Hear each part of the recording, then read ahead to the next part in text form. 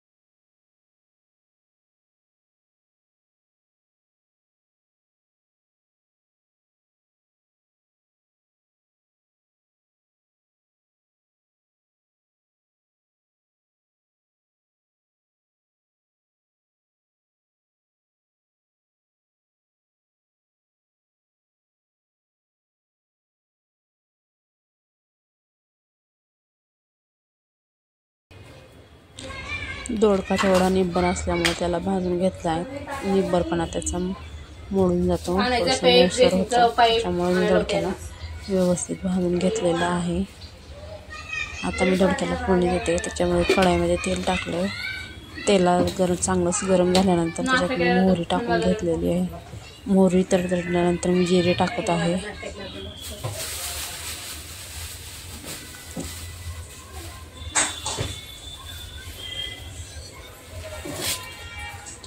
जिरे टाकल्यानंतर मी कढीपत्ता देखील टाकत आहे। कढीपत्ता माझ्याकडे हिरवा नव्हता, वाळलेला होता, त्याच्यामुळे मी वाळलेलाच कढीपत्ता टाकून दिला आहे। हिरव्या मिरचीचं वाटण सुद्धा टाकून दिलेलं आहे।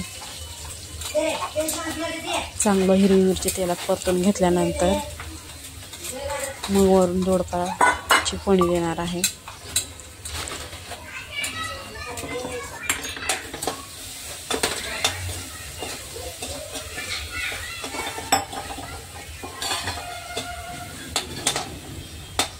हा दोडका मला गावावरून आणलेला होता, 2-3 साले होते, तेवढ्याचीच मी भाजी बनवलेली आहे।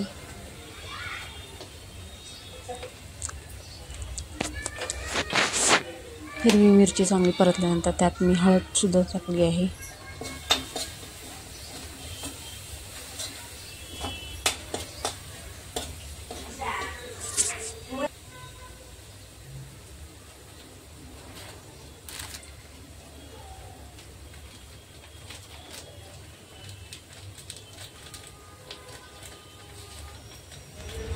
भाजीमध्ये मी थोडासा गरम मसाला वापरत आहे। इथे खाली गाडीवर विकण्यासाठी गरम मसाल्याचे पॉकेट आले होते 10-10 रुपयाचे, त्यातलाच तो गरम मसाला आहे। आता गरम मसाला घरी बनवायचा आहे, संपलेला आहे तेच।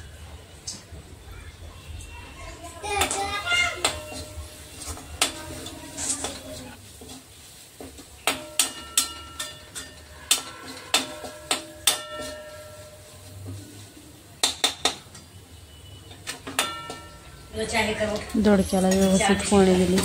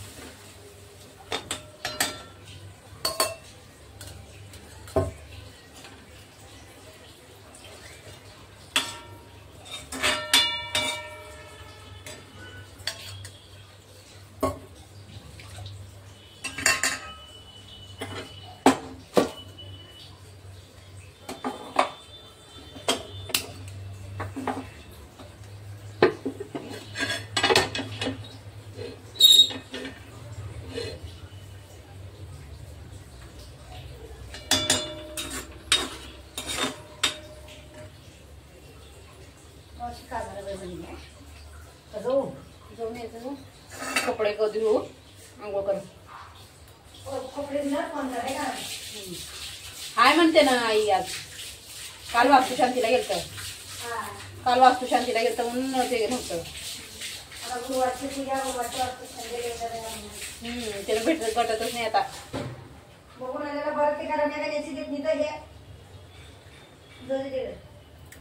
त्यांनाच वाचला आला तर बघायला का द्यायला गेल्या का म्हणाला बघून येऊ टीव्ही आता टीव्हीला माहित नाही जाऊ दे नाका दे ना जाऊ दे तुझ्या लेकराचं सगळं आपल्या लेकराचं पण ना आणि हम पहिल्या म्हणजे आवडं करूया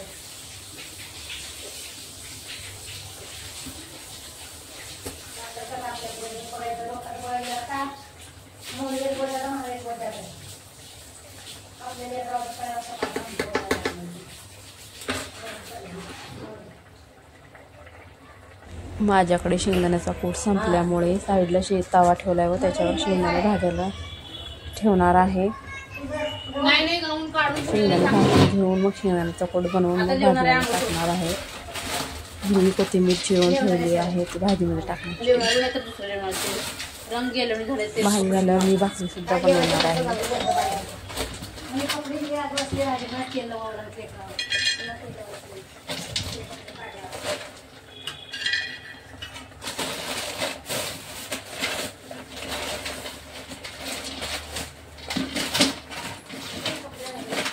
लेकराला बिस्किटला पुढा खाडा होते स्वादीच्यात गेला बिस्किट दिवस खवले पसंत काढले काढले कवा कवा तेल लावायचं लेकराला डोसक्यात सगळं राहिलं पुन्हा कपडे घ्यायला पुन्हा कपडे दुसरे जेवायला सगळं केलं तेल पण करायचं नाही सांगायचं